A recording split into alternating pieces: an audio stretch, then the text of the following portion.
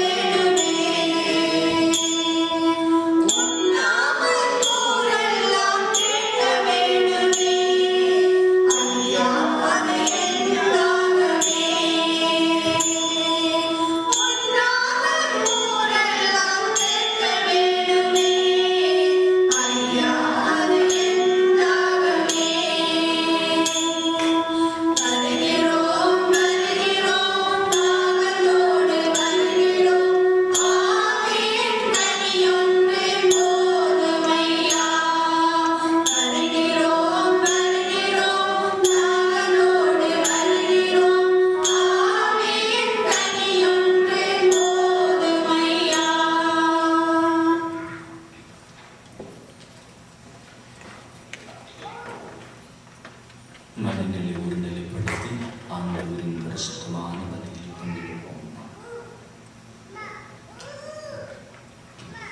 பிதா சுதன் தூயாவின் பெயராலே நம் ஆண்டவராகிய இயேசு கிறிஸ்துவின் அருளும் கடவுளின் அன்பும் தூயாவின் நட்புறவும் உங்கள் அனைவரோடும் என்றும் இருப்பதாக.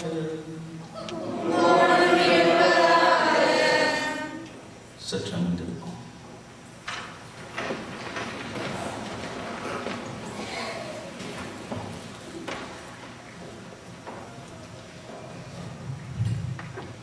இயேசு ஆண்டவருக்குள் அன்பார்ந்தவர்களே,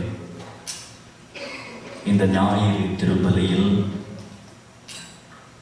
இன்றைக்கு உங்களை சந்திப்பதிலும் நமது ஆண்டவர் இயேசு கிறிஸ்து நமக்காக ஒரே ஒரு தடவை கல்வாரி மலையில் ஒப்பு கொடுத்த பரிசுத்தமான பலியில் ஒரே குடும்பமாய் இணைந்து ஆண்டவருக்கு இந்த பலி செலுத்துவதிலும் ஆண்டவர் நமக்கு தந்த இந்த நல்ல வாய்ப்புக்காய் நேரத்துக்காய் ஆண்டவர் பாதத்தில் நன்றி சொல்லுகிறேன். அன்புக்குரியவர்களே, திருப்பலி பூசையிலே ஒரு சக்தி இருக்கிறது. திருப்பலி பூசையிலே ஒரு வல்லமை இருக்கிறது. திருப்பலி பூசையிலே வேறு எதுவுமே கிடைக்காத ஒரு வித்தியாசமான விடுதலையின் சக்தி இருக்கிறது. அந்த விடுதலையின் சக்தியை இன்றைக்கு அநேகர் வாழ்க்கையில் கண்டுகொள்ளவில்லை. அந்த விடுதலையின் சக்தியை எப்படி பெற முடியும் என்று இன்றைக்கு ஒரு கொஞ்சமாக நான் உங்களுக்கு சொல்ல விரும்புகிறேன். இன்றைக்கு திருப்பலி பூசையிலே தான் சகலதும் தங்கி இருக்கிறது. அதனால்தான் திருச்சபை நமக்கு போதிக்கிறது, the Holy Mass Eucharist is the source and summit of Christian life. கிறிஸ்தவ வாழ்வினுடைய ஊற்றும் கிறிஸ்தவ வாழ்வின் உச்சமும் the Holy Mass. காரணம், ஆண்டவர் இயேசு கிறிஸ்து இந்த பூமியிலே தம்மை 2 சக்திகளில் வெளிப்படுத்தினார். ஒன்று பரிசுத்தமான இந்த வார்த்தை என்னும் சக்தியில், இரண்டாவது அவருடைய சதை இரத்தம் என்கின்ற அந்த நற்கருணையின் சக்தியில் தம்மை வெளிப்படுத்தினார். அதனால்தான் திருப்பலி பூசையை 2 பகுதிகளாய் பிரிப்பார்கள். ஒன்று இறைவார்த்தை பகுதி, மற்றொன்று நற்கருணை பகுதி. காரணம், இயேசு அப்படித்தான் தன்னை வெளிப்படுத்தினார். யோவான் நற்செய்தி 15:7 சொல்லுகிறார், நீங்கள் என்னுள்ளும் என் வார்த்தைகள் உங்களுக்குள்ளும் இருந்தால் நீங்கள் விரும்பி கேட்கிற எல்லாம் உங்களுக்கு கொடுக்கப்படும். அவருடைய வார்த்தையின் சக்தியை, அவர் வார்த்தையாய் இருக்கிறார் என்பதை நமக்கு காண்பிக்கிறார். இரண்டாவது சொல்லுகிறார், யோவான் நற்செய்தி 6:53 தொடங்கி வருகிற பகுதிகளிலே, என் சதையை சாப்பிடுகிறவன், என் இரத்தத்தை பருகுகிறவன் என்னோடு இருக்கிறான், நானும் அவனோடு இருக்கிறேன். இதுதான் பைபிளிலே சொல்லப்பட்டிருக்கிற இயேசு தம்மை குறித்து ஆழமாய் பேசிய 2 சந்தர்ப்பங்கள். அதனால்தான் இயேசு இந்த உலகத்தை விட்டு பிரிந்து போகிற நேரம் வந்த பொழுது அப்பத்தை உடைத்து சீடர்களுக்கு கொடுத்தார் என்று பைபிளிலே வாசிக்கிறோம். அவருடைய உயிர்ப்புக்கு பின்பும் சீடர்களுக்கு தோன்றி அப்பத்தை உடைத்து சீடர்களுக்கு கொடுக்கிறார். அப்பொழுதுதான் சீடர்கள் இயேசுவை கண்டுகொண்டார்கள். லூக்கா நற்செய்தி 24ஆம் அதிகாரத்தில் எம்மாவுஸ் சீடர்களுடைய அனுபவத்திலே வாசிக்கிறோம். எனவே நீங்கள் உங்கள் உள்ளத்திலே பதிய வைக்க வேண்டியதுதான், ஏன் திருப்பலிக்கு இவ்வளவு ஒரு சக்தி இருக்கிறது, ஆற்றல் இருக்கிறது. அந்த திருப்பலியிலே தான் ஆண்டவரை வார்த்தையாகவும் நமது ஆண்டவரை உயிருள்ள நற்கருணையாகவும் நமக்குள்ளே இயேசு வருகிறார். வார்த்தையை கேட்கிறோம், ஆண்டவர் நமக்குள்ளே வருகிறார். கேட்ட வார்த்தையை விசுவசிக்கிறோம், ஆண்டவர் நமக்குள் வாழ்கிறார். அதன் பின்பு அவருடைய மெய்யான சதையில் இரத்தத்தில் நாம் பங்கெடுக்கிறோம். இன்றைக்கு நாம் பெரிய ஒரு கேள்வி வைத்திருக்கிறோம், இயேசுவின் திருப்பலிக்கு அவ்வளவு சக்தி ஆற்றல் இருந்தால் ஏன் இன்றைக்கு நம்முடைய பிரச்சனைகள், வியாதிகள், துன்பங்கள் தீர்ந்து போவதில்லை என்று. 1 கொரிந்தியர் 11ஆவது அதிகாரத்திலே 26 தொடங்கி வருகிற வசனங்களிலே பவுல் அப்போஸ்தலன் சொல்லுகிறார், ஆண்டவருடைய பீடத்துக்கு நாம் வருகிற பொழுது, அவருடைய உயிருள்ளமான வார்த்தையை கேட்கிற பொழுது, அவருடைய தெய்வீக இந்த விருந்தில் பங்கெடுக்கிற பொழுது நாம் எப்படி பங்கெடுக்க வேண்டும் என்று பவுல் அப்போஸ்தலன் சொல்லுகிறார். அந்த பகுதியை உங்களுக்கு சுருக்கமாக வாசிக்கிறேன், கவனியுங்கள். இப்படி சொல்லுகிறார், ஆதலால் நீங்கள் இந்த அப்பத்தை உண்டு கிண்ணத்தில் பருகும் போதெல்லாம், அதாவது அவர் அன்று திருப்பலியை குறிப்பிடவில்லை, ஆனால் அதனுடைய இறையில் ஆழம், அப்பத்தை உண்டு கிண்ணத்தில் பருகுவது என்பது திருப்பலி பூசையில் நடக்கிற ஒரு காரியம். திருப்பலி பூசைக்கு வெளியே அப்பத்தை உண்டு கிண்ணத்தில் பருகுவது என்பது சில வேளைகளிலே வீடுகளிலே நடக்க முடியாதவர்கள், வயது முதிர்ந்தவர்களுக்கு நற்கருணை வீட்டுக்கு கொண்டு போய் கொடுக்கிறோம். அதை தவிர எல்லாரும் திருப்பலி பூசையிலே தான் ஆண்டவரை சாப்பிடுகிறோம். We eat the Lord. நற்கருணை. எனவே பவுல் அப்போஸ்தலன் சொல்லுகிறார், ஆதலால் நீங்கள் இந்த அப்பத்தை உண்டு கிண்ணத்தில் பருகும் போதெல்லாம் ஆண்டவருடைய சாவை அவர் வரும் வரை அறிக்கை இடுகிறீர்கள். எனவே எவனாவது தகுதி அற்ற நிலையில் இந்த அப்பத்தை உண்டால், ஆண்டவரின் கிண்ணத்தில் பருகினால், அவர் ஆண்டவரின் உடலுக்கும் ஆண்டவரின் இரத்தத்துக்கும் எதிராய் குற்றம் புரிகிறார். எனவே ஒவ்வொருவரும் தம்மை சோதித்து அறிந்த பின்பே இந்த அப்பத்தை உண்டு கிண்ணத்தில் பருக வேண்டும். ஏனென்றால் அவருடைய உடல் என்று உணராமல், அவருடைய இரத்தம் என்று உணராமல் அதை உண்டு பருகுகிறவர்கள் தம் மீது தண்டனை தீர்ப்பை வருவிக்கிறார்கள். ஆதலால் தான் உங்களில் பலர் உடல் நோய்வாய்ப்பற்றவர்களாகவும் வலுவற்றவர்களாகவும் உடல் நலம் குன்றியவர்களாகவும் இருக்கின்றன. வேதம் சொல்லுகிறது, வார்த்தை சொல்லுகிறது. திருப்பலிக்கு ஒரு சக்தி இருக்கிறது, ஆற்றல் இருக்கிறது. அந்த சக்தி எப்படி வருகிறது? இயேசுவை வார்த்தையிலும் இயேசுவை விருந்திலும் சபையிலும் இரத்தத்திலும் நமக்குள் உள்ளெடுக்கும் பொழுது அது எங்களுக்குள்ளே விடுதலையை கொண்டு வருகிறது. இயேசுவின் ஆற்றல் நமக்கு விடுதலை கொடுக்கிறது. ஆனால் பவுல் அப்போஸ்தலன் சொல்லுகிறார், அப்படி விடுதலை தரக்கூடிய வார்த்தையையும் விருந்தையும் ஆண்டவருக்குள் இருக்கிற அந்த சக்தி எங்களுக்குள் வாங்கியும் ஏன் நாம் இன்றைக்கு விடுதலை இல்லாமல் இருக்கிறோம்? பவுல் அப்போஸ்தலர் பதில் கொடுக்கிறார், நாம் அது அவருடைய சதை ரத்தம் என்று உணராமல், அது அவருடைய உயிருள்ள வசனம் என்று உணராமல் அதை உண்டு பருகும் பொழுது நாம் எங்களுக்கு நாங்களே தண்டனை தீர்ப்பை வருவித்துக் கொள்ளுகிறோம். எனவே இன்றைக்கு நான் இயேசுவினுடைய அந்த வார்த்தையின் சக்தியை, சதை இரத்தத்தின் சக்தியை திருப்பலியில அனுதினமும் பார்க்கிறேன், சுவைக்கிறேன். இன்றைக்கு நீங்களும் அந்த இயேசுவை சுவைக்க வேண்டும், பார்க்க வேண்டும். இந்த திருப்பலிக்குள்ளே அவர் கொடுக்கிற விடுதலையை நாம் சுவைக்க வேண்டும். அதனால்தான் திருச்சபை இந்த திருப்பலியை மிகவும் அழகாக அமைந்திருக்கிறது. முதலில் திருப்பலி பூசை தொடங்கிய உடனே நாம் தகுதியோடு வார்த்தையை கேட்கவும் விருந்தில் பங்கு கொள்ளவும் எல்லாம் வல்ல இறைவனிடமும் என்கிற ஜெபம். காரணம், எங்களை தகுதிப்படுத்த, எங்களை சுத்தமாக்க, எங்கள் பாவங்களை அறிக்கின்ற சிந்தனையால், சொற்களால், நம் அன்றாட வாழ்வின் செயல்களால் எங்களை நாம் தகுதி இல்லாமல் ஆக்கி இருக்கிறோம். எனவேதான் எல்லாம் வல்ல இறைவனிடம் என்கிற ஜெபம். அந்த ஜெபத்தை நாம் பலர் ஆண்டாண்டு காலமாய் திருப்பலி பூசை பார்த்தாலும் அதை உணர்ந்து ஆண்டவருக்கு பலி செலுத்துவதில்லை. அது திருப்பலியினுடைய நொறுங்குண்ட பலி செலுத்தும் நேரம். நான் தவறு செய்தேன் என்று உணர்ந்து கண்ணீர் விட்டு ஆண்டவரிடம் மன்னிப்பு கேட்கிற நேரம். அதுதான் நொறுங்குண்ட பலியின் நேரம்.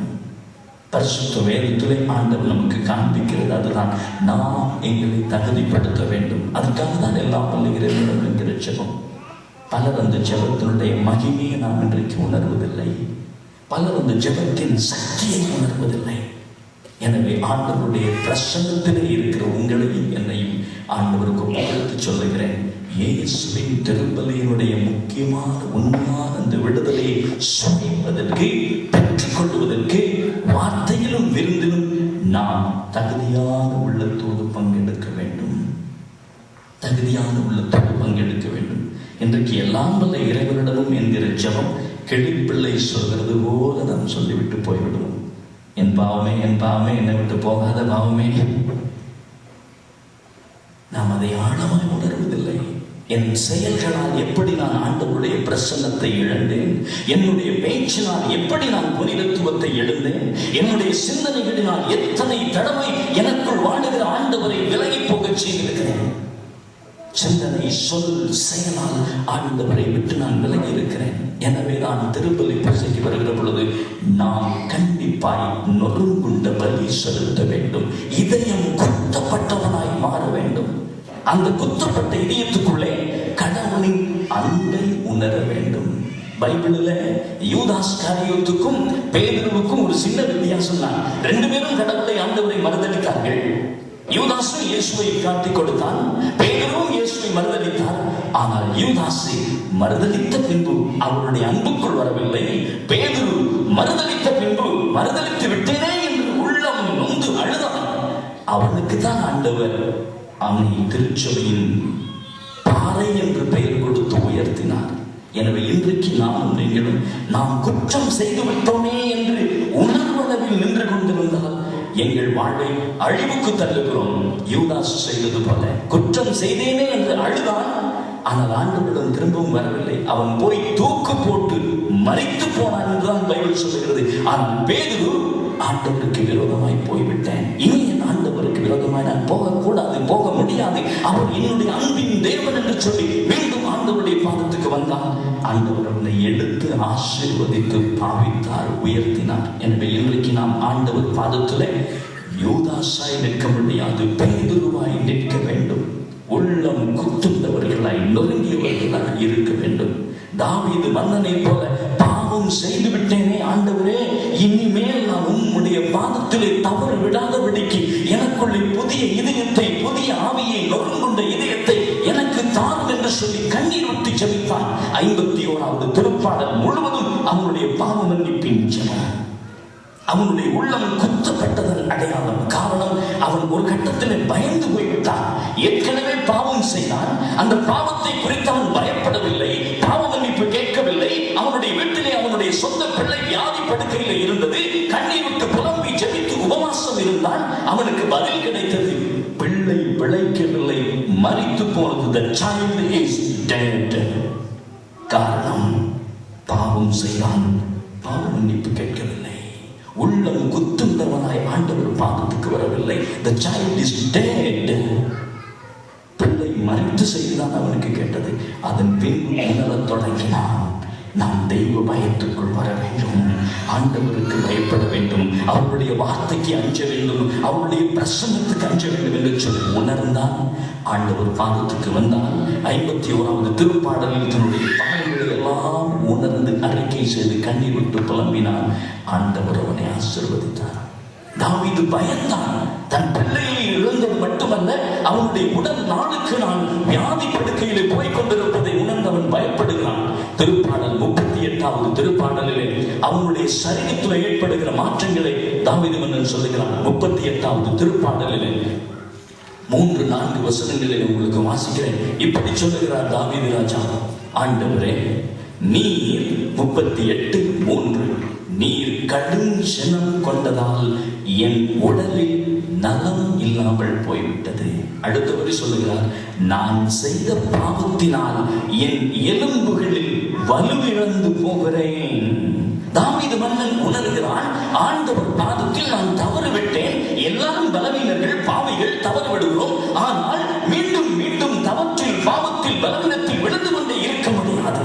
என் ஆண்டவருக்காக நான் எழுந்திருக்க வேண்டும். காரணம், தாவீது ராஜா உணர்ந்தான், நான் எழுந்திருக்க வேண்டும், நான் எழுந்திருக்க வேண்டும். ஏனென்றால் என் ஆண்டவருக்கு நான் விரோதமாய் போய்விட்டேன், ஆண்டவருக்கு எதிராக நான் பாவம் செய்து விட்டேன். அந்த பாவத்தினாலே அவன் உணர்ந்தான், என்னுடைய உடல் நலம் குன்றி போகிறது, என்னுடைய உடல் வலுவிழந்து போகிறது, நான் பலவீனப்பட்டு போகிறேன் என்று சொல்லி கண்ணீர் விட்டான். அப்பொழுது ஆண்டவர் பாதத்திலே அவன் வந்தான். ஆண்டவர் அவனை ஆசீர்வதிக்க தொடங்கினார். மீண்டும் சிறு பையனாய் ஆடு மேய்த்துக் கொண்டிருந்த பொழுது அவன் மீது சாமுவேலை அனுப்பி அபிஷேகத்தை ஆண்டவர் பொழிந்தார். மீண்டும் அந்த சின்ன வயதிலேயே கோலியாத்தை எதிர்த்து நிற்கக்கூடிய அபிஷேகம் அவனுக்குள்ள இருந்தது. மீண்டும் பாவத்தினால் எல்லாவற்றையும் இழந்தான், வியாதி நிலைக்கு போனான், வீட்டிலே பிள்ளை மறைத்தது. அதன் பின்பு உணரத் தொடங்கினான், நான் என் ஆண்டவருக்கு விரோதமாய் இனி வாழ முடியாது, கடவுளுடைய பிரசன்னத்துக்கு நான் ஓடி வர வேண்டும், தெய்வ அச்சம் எனக்கு வேண்டும் என்று சொல்லி ஆண்டவர் பாதத்துக்கு வந்தான். அப்பொழுதுதான் அவன் மீண்டும் அந்த அபிஷேகத்தை, மீண்டும் ஒரு புதிய ஆவியை, புதிய இதயத்தை, புதிய உள்ளத்தை ஆண்டவர் அவனுக்கு கொடுத்தார். எனவே தாவீது வெறும் குற்ற உணர்வோடு நின்று விடவில்லை, அதை விட்டு வெளியே வந்தான். It is not simply a feeling of guilt, but it is a feeling of contrition. குத்துண்ட நொறுங்குண்ட இதயத்தை ஆண்டவருக்கு கொடுத்தான். நொறுங்குண்ட இதயம் கொடுக்கிறவர்கள் புதிய வாழ்வுக்கு காலடி எடுத்து வைக்க வேண்டும். எனவேதான் நான் உங்களுக்கு சொன்னேன், திருப்பலியில் சக்தி இருக்கிறது, ஆற்றல் இருக்கிறது, ஒரு பவர் உண்டு. அதை நான் பெற்றுக்கொள்ள வேண்டுமாக இருந்தால் வார்த்தையிலும் விருந்திலும் இயேசு எனக்குள்ளே வர வேண்டும் என்கிற தாகம் தவிப்பு எனக்குள்ளே வர வேண்டும். அந்த தாகம் தவிப்பு அதிகரிக்கிற பொழுது அதற்கு நான் என்னை தகுதிப்படுத்த வேண்டும். திருச்சபை அதனால் தான் எங்களுக்கு அழகான திருப்பலியினுடைய முறையை சொல்லி தந்திருக்கிறது. முதலில் நொறுங்குண்ட பலி செலுத்துங்கள், அதற்கு பின்பு உள்ளத்தில் சந்தோஷம் ஏற்படுகிற பொழுது புகழ்ச்சி பலி செலுத்துங்கள். அதனால் தான் உன்னதங்களிலே பாடுகிறோம். அதன் பின்பு நம்பிக்கை பலி செலுத்துங்கள், அதனால் தான் வார்த்தையை கேட்கிறோம். அதன் பின்புதான் ஆண்டவர் உடைக்கப்பட்ட இருதயத்துக்குள்ளே ஆண்டவர் மெய்யான சதையாய் இரத்தமாய் வாசம் கொள்ள வருகிறார், குடியிருக்க வருகிறார். எனவே இன்றைக்கு நானும் நீங்களும் ஆண்டவர் பாதத்தில் இந்த பலியொப்பு கொடுக்க வந்திருக்கிறோம். நமக்கும் நாமும் நொறுங்குண்ட பலி பலி செலுத்த வேண்டும். நொறுங்குண்ட பலி செலுத்த வேண்டும். பேதுருவை போல நொறுங்குண்ட பலி, தாவீதை போல நொறுங்குண்ட பலி. லூக்கா நற்செய்தி 7:36 ஒரு பாவி பெண் இயேசு சிமியோனுடைய வீட்டுக்கு உணவருந்த வந்திருக்கிறார். இவள் எங்கேயோ இருந்து கவனித்து விட்டால் இயேசுவை சிமியோனுடைய வீட்டில் இருக்கிற பொழுது இந்த பெண் சிமியோனுடைய வீட்டுக்குள்ளே வருகிறாள். இயேசுவை பார்த்தவுடன் ஓடி போய் அவர் காலில் விழுந்து தன்னுடைய கண்ணீரால் இயேசுவின் பாதங்களை நனைக்க தொடங்கினாள். கூந்தலால் தொடைக்கிறாள். அது அவளுடைய உள்ளத்தில் இருந்து மனமாற்றத்தினுடைய ஒரு அடையாளம். தன்னுடைய இருதயத்தில் இத்தனை நாளும் மறைத்து மறைத்து மறைத்து வைத்திருந்த சகல பாவங்களை அவள் பாதத்திலே கொட்டிவிட்டாள்.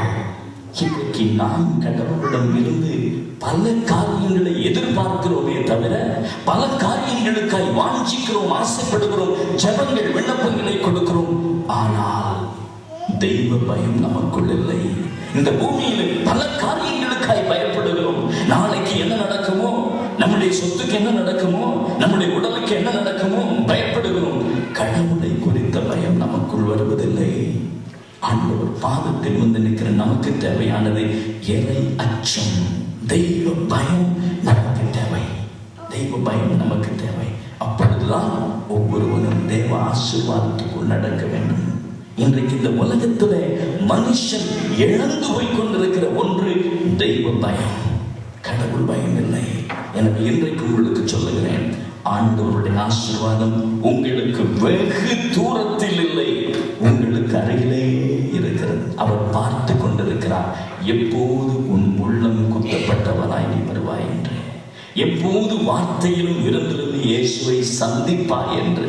நான் ஒரு கத்தோலிக்க குருவாய் இருக்கிறவனால ஒரு சந்தோஷத்திலும் உறுதியிலும் உங்களுக்கு சொல்லுகிறேன், இன்றைக்கு திருச்சபை இத்தனை துண்டு துண்டாய் பிரிந்து போய் எத்தனையோ ஆயிரக்கணக்கான சபைகள் என்று பிரிந்ததற்கு காரணம் இயேசுவை வார்த்தையாய் விருந்தாய் சேர்த்து பார்க்காமல் போய்விட்டார்கள். வார்த்தை மட்டும் போதும், பைபிள் மட்டும் போதும், பூசை இல்லை, நற்கருணை இல்லை என்று இன்றைக்கு திருச்சபை பிரிந்து விட்டது. ஆனால் வார்த்தையில இருந்து உங்களுக்கு சொல்லுகிறேன், இயேசு தம்மை வெளிப்படுத்திய இரண்டு சக்தி, வார்த்தை, விருந்து. இது ரெண்டும் தான் இன்றைக்கு உங்களுக்கும் எனக்கும் வாழ்வு கொடுக்கும். எனவே அனுதினமும் அந்த வார்த்தையால் உள்ளங்கள் குத்தப்பட வேண்டும், அவருடைய விருந்தால் உள்ளங்கள் குணமாக்கப்பட வேண்டும். ஆண்டவர் பாதத்தில் இப்பொழுது நாம் எல்லாரும் சேர்ந்து நொறுங்குண்ட பலி செலுத்த போகிறோம். நீங்கள் அனைவரும் இப்பொழுது எழுந்து நின்று நெஞ்சோடு கரங்களை வைத்து கண்களை மூடி எல்லாம் வல்ல இறைவனிடம் என்கிற ஜெபம் சொல்ல போகிறோம். அந்த ஜெபத்தை சொல்வதற்கு முன்பு ஒரு நிமிடம் மௌனத்தில் இருந்து கண்களை மூடிக்கொள்ளுங்கள். நெஞ்சோடு கரங்களை வைங்க.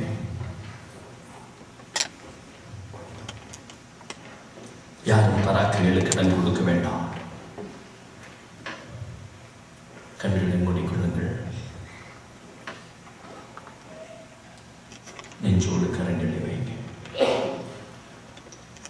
ஒரு நிமிடம் ஒரு ஆன்ம சோதனை செய்து பாருங்கள்.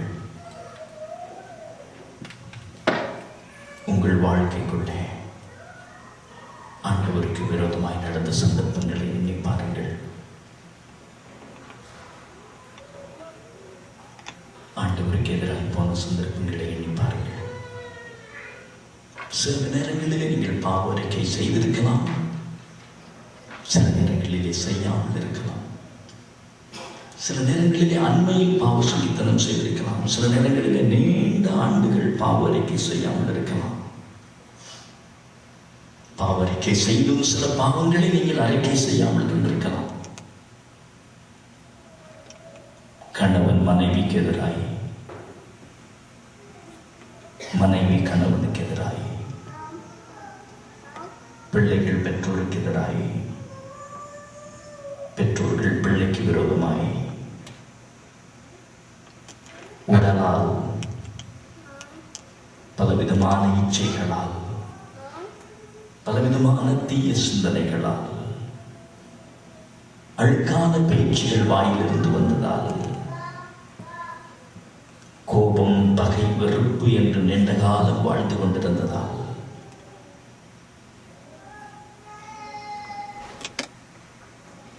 களவு,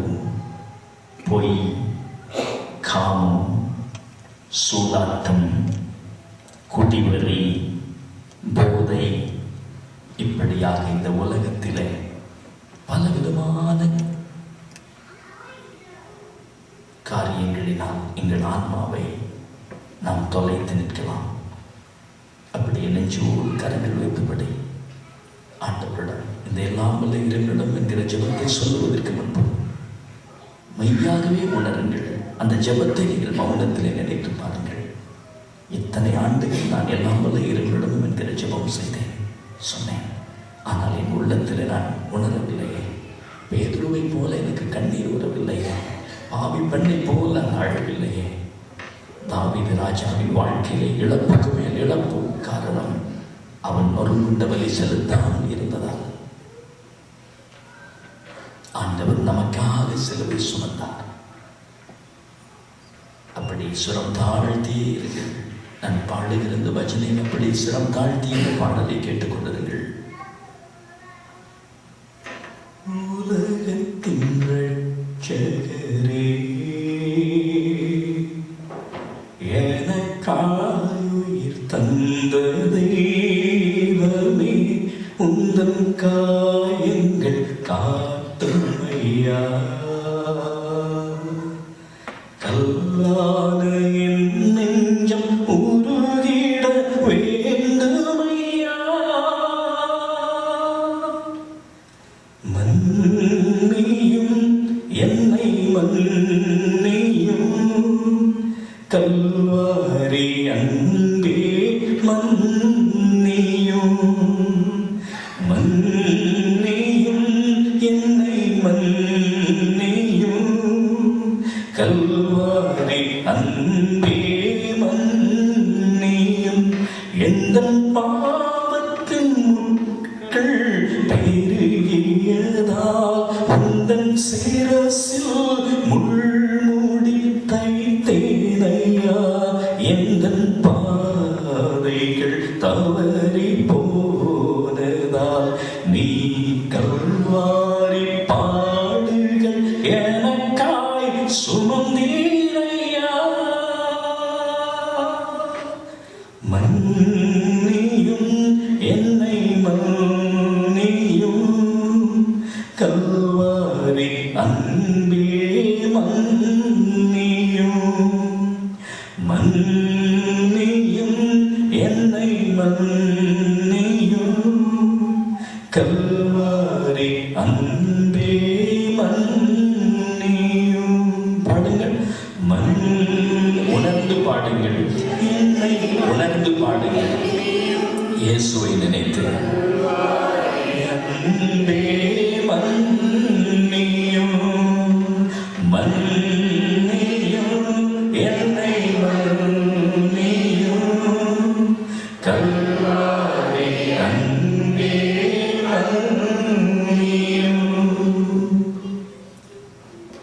ஆறுதலாய் உணர்ந்து பக்தியோடு நெஞ்சோடு கரம் வைத்து சிரம் தாழ்த்தி இந்த மன்னிப்பு ஜெபத்தில் கலந்து கொள்வோம். எல்லாம் வல்ல இறைவனிடமும் சகோதரரே உங்களிடமும் நான் பாவி என்று ஏற்றுக்கொள்கிறேன். ஏனெனில் சிந்தனையாலும் சொல்லாலும் செயலாலும் கடமையில் தவறியதாலும் பாவங்கள் பல செய்தேன். என் பாவமே, என் பாவமே, என் பெரும் பாவமே. ஆகையால் எப்போதும் கன்னியான பரிசுத்த மரியாதையும் வானதூதர் புனிதர் அனைவரையும் சகோதரரே உங்களையும் எல்லாமாகிய ஆண்டவரிடம் எனக்காக வேண்டிக் கொள்ள மன்றாடுகின்றேன். எல்லாம் வல்ல இறைவன் நம்மீது இரக்கம் வைத்து நமது பாவங்களை எல்லாம் மன்னித்து நம்மை நித்திய வாழ்விற்கு அழைத்து செல்வாராக. ஆண்டவரே இரக்கமாயிரும். கிறிஸ்துவே இரக்கமாயிரும்.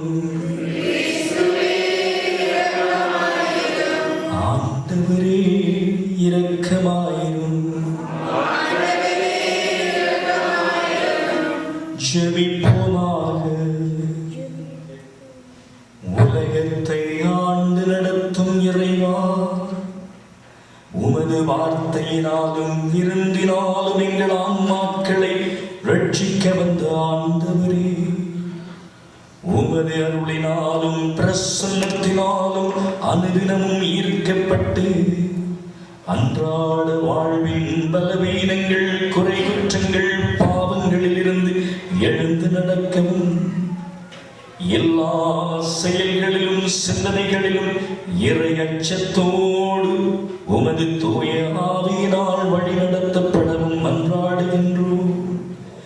எங்கள் ஆண்டவரும் திருச்சுதனமாகிய கிறிஸ்து வழியாக உம்மை மன்றாடுகின்றோம்.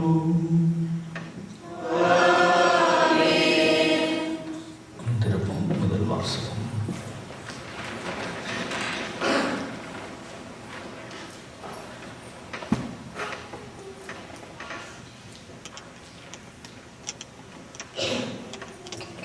முதல் வாசகம். உங்கள் உறவின் முறையாரை அனைத்து மக்களினத்தாரிடையே இருந்து என் திருமலைக்கு அழைத்து வருவார்கள். இறைவாக்கினர் எசாயா நூலிலிருந்து வாசகம்.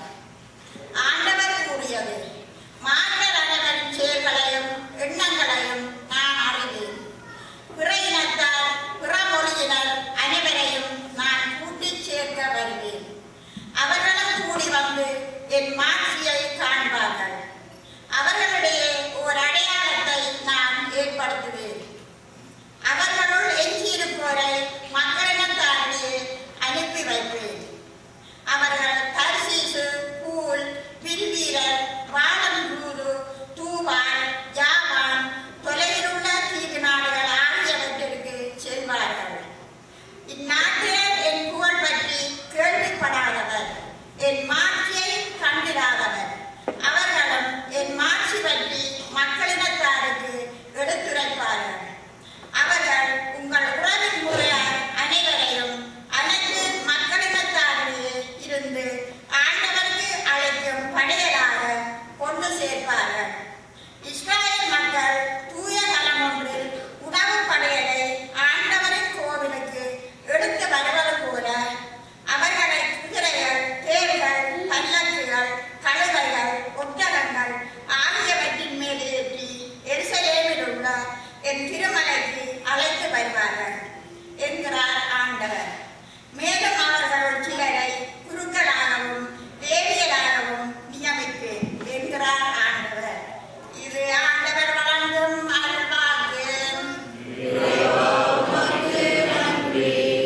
உலகெங்கும் சென்று படைப்பிற்கெல்லாம் நற்செய்தியை பறைசாற்றுங்கள்.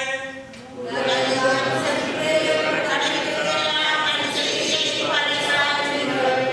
பிற இனத்தாரே, நீங்கள் அனைவரும் ஆண்டவரை போற்றுங்கள். மக்களினத்தாரே, நீங்கள் அனைவரும் அவரை புகழுங்கள். உலகெங்கும் சென்று படைப்பிற்கெல்லாம் நற்செய்தியை பறைசாற்றுங்கள்.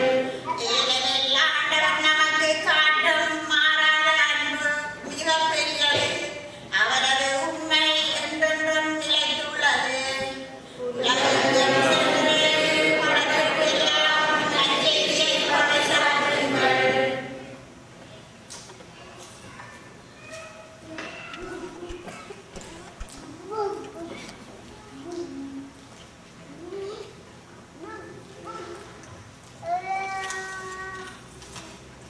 இரண்டாம் வாசகம். எபிரேயருக்கு எழுதப்பட்ட திருமுகத்தில் இருந்த வாசகம். சகோதர சகோதரிகளே, தம் பிள்ளைகளிடம் பேசுவது போல் இறைவன் உங்களுக்கு தந்த பின்வரும் அறிவுரையை நீங்க மறந்து விட்டீர்கள். பிள்ளாய், ஆண்டவர் உன்னை கண்டித்து திருத்துவதை வேண்டாம் என தள்ளி விடாதே. அவர் கண்டிக்கும் போது தளர்ந்து போகாதே. தந்தை தாம் ஏற்றுக்கொண்ட மக்களை தண்டிக்கிறார். ஆண்டவர் தாம் யாரிடம் அன்பு கொண்டு இருக்கிறாரோ அவர்களை கண்டிக்கிறார். திருத்தப்படுவதற்காக துன்பங்களை தாங்கிக் கொள்ளுங்கள். கடவுள் உங்களை தம் பிள்ளைகளாக நடத்துகிறார். தந்தை தண்டித்து திருத்தாத பிள்ளை உண்டோ? எவ்வாறு திருத்தப்படுவது எப்போது மகிழ்ச்சிக்கு உரியதாக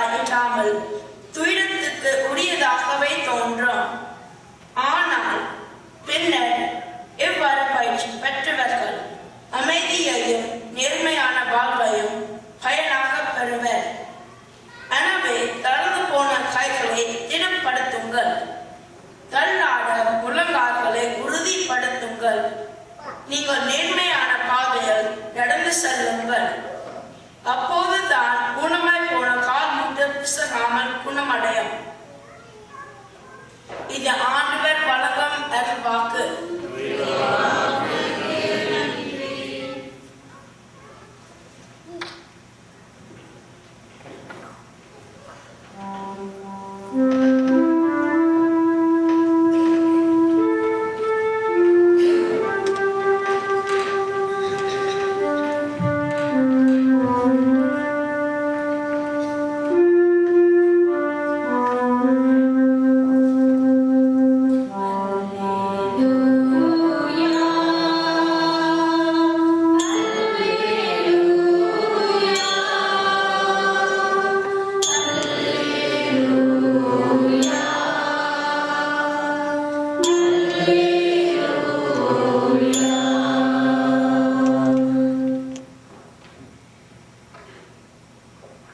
நல்ல ஆயன் நானே,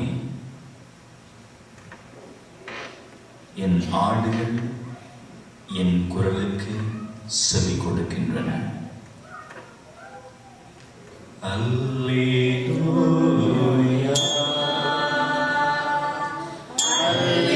அல்லேலூயா,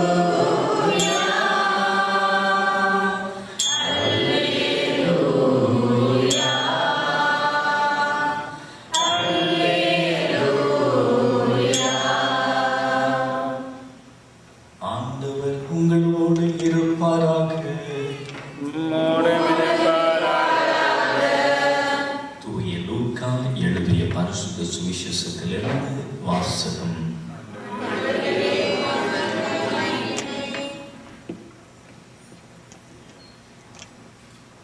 அதிகாரம் 15 வசனங்கள் 1 தொடங்கி 9 முடிய. வரி தண்டுவோர் பாவிகள் யாவரும் இயேசு சொல்வதை கேட்க அவரிடம் நெருங்கி வந்தனர். பரிசேயரும் மறைநூல் அறிஞரும் இவர் பாவிகளை வரவேற்று அவர்களோடு உணவருந்துகின்றாரே என்று முணுமுணுத்தனர். அப்பொழுது அவர் அவர்களுக்கு இந்த உவமையை சொன்னார். உங்களில்